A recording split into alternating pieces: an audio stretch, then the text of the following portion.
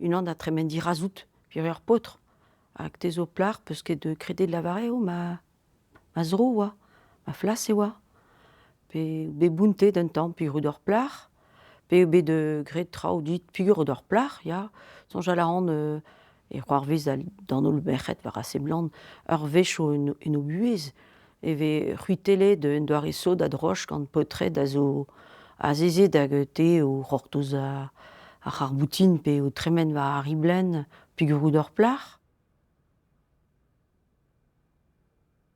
Kaout kalz muioc'h ar merc'hed e-barzh bet ar galout e lavarfenn.